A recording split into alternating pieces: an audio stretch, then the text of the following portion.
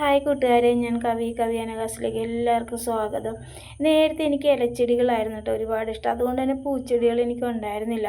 ഇലച്ചെടികൾ എവിടെ കണ്ടാലും ഞാൻ എടുത്തുകൊണ്ട് വന്ന് നട്ടുപിടിപ്പിക്കുമായിരുന്നു കേട്ടോ. അങ്ങനെ നട്ടുപിടിപ്പിച്ച കുറേ പോത്തോസുകളുണ്ട്. പിന്നെ ഇലച്ചെടികളാണെങ്കിലും പൂച്ചെടികളാണെങ്കിലും കാശ് കൊടുത്ത് അങ്ങനെ ഞാൻ വാങ്ങാറില്ല കേട്ടോ. എവിടെന്നെങ്കിലുമൊക്കെ കിട്ടണത് കൊണ്ടുവന്ന് നട്ടുപിടിപ്പിക്കുക. എന്നാലും പിന്നീട് എനിക്ക് ഇലച്ചെടികളോടുള്ള ഇഷ്ടം എന്തോ അങ്ങോട്ട് കുറഞ്ഞിട്ട് പിന്നെ പൂച്ചെടികളോടായി ഇഷ്ടം. അതുകൊണ്ട് തന്നെ ഞാൻ പോത്തോസൊന്നും അങ്ങനെ അധികമായിട്ട് ശ്രദ്ധിക്കാറുണ്ടായിരുന്നില്ല.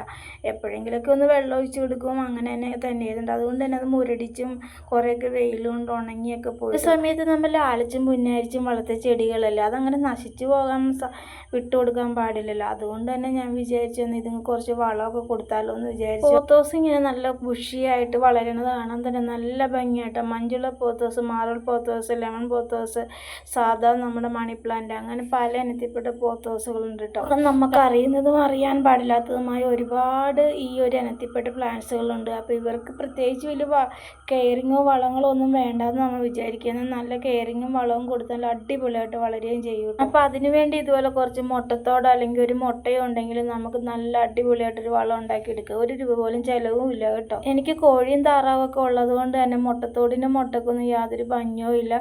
പിന്നെ താറാവിൻ്റെ മുട്ട ഇതിന് ഉപയോഗിക്കുമെന്ന് എനിക്ക് അറിഞ്ഞൂടെ, എന്നാലും ഞാൻ അതും കളയാറില്ല, ഇതിൻ്റെ ഒപ്പം തന്നെ ഇട്ട് വെക്കും കേട്ടോ. അപ്പം നമുക്ക് മുട്ടത്തോടൊക്കെ ഒരു ജാറിലോട്ടിട്ട് പൊടിച്ചത് ഇതുപോലെ പൗഡർ രൂപത്തിലാക്കി എടുക്കണം.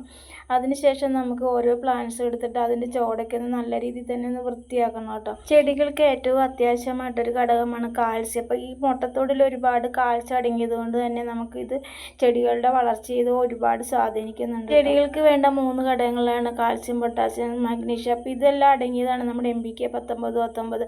അപ്പോൾ നഴ്സറി പോയി വളം വാങ്ങാനൊന്നും സാധിക്കാത്തവർക്ക് നമ്മുടെ വീട്ടിൽ തന്നെ ഉള്ള ഇതുപോലെയുള്ള കൊച്ചു കൊച്ചു കാര്യങ്ങൾ വെച്ചിട്ട് നമുക്ക് നല്ല അടിപൊളിയായിട്ട് വളങ്ങൾ ഉണ്ടാക്കാൻ പറ്റും കേട്ടോ. അപ്പോൾ കാൽസ്യത്തിന് വേണ്ടി നമ്മൾ ഈ മുട്ടത്തോടാണ് കൊടുക്കണമെങ്കിൽ, പൊട്ടാസ്യത്തിന് വേണ്ടി നമുക്ക് പഴത്തൊലി കൊടുക്കാം കേട്ടോ. പഴത്തൊലി ഉണക്കി പൊടിച്ച്, അതല്ലെന്നുണ്ടെങ്കിൽ മിക്സിയിലിട്ട് അടിച്ച് ഹരരൂപത്തിലാക്കി വെള്ളം ചേർത്ത് നമുക്ക് ഒഴിച്ചു കൊടുക്കാം. അങ്ങനെ പല രീതിയിൽ നമുക്ക് പഴത്തൊലി ഉപയോഗിക്കാം കേട്ടോ. അതുപോലെ തന്നെ ഒരു മുട്ടയെടുത്ത് നമുക്കത് നല്ലോണം ഇത്തിരി വെള്ളം ചേർത്ത് അടിച്ച് നേർപ്പിച്ച് നമുക്ക് പോത്തോസിനൊക്കെ ഒഴിച്ചു കൊടുത്താലും നല്ലതാണ് കേട്ടോ. ഇപ്പം ഈ മുട്ടത്തോട് കൊണ്ടുള്ള വെള്ളം നമുക്ക് പോത്തോസിന് മാത്രമല്ല കേട്ടോ, ഏത് പൂച്ചെടികൾക്കും നമുക്ക് ഇട്ട് കൊടുക്കാൻ സാധിക്കും. ഇപ്പം ചെടികളുടെ വളർച്ചയെ സഹായിക്കുന്ന NPK പോലുള്ള വളങ്ങൾ നമുക്ക് മേടിക്കേണ്ട. നമ്മുടെ വീട്ടിൽ തന്നെ ഇതുപോലെ ഈ മുട്ടത്തോടോ പഴത്തൊലിയോ അല്ലെങ്കിൽ പച്ചക്കറി വേസ്റ്റ് എന്തുകൊണ്ട് നമുക്ക് ഉണ്ടാക്കിയെടുക്കാം.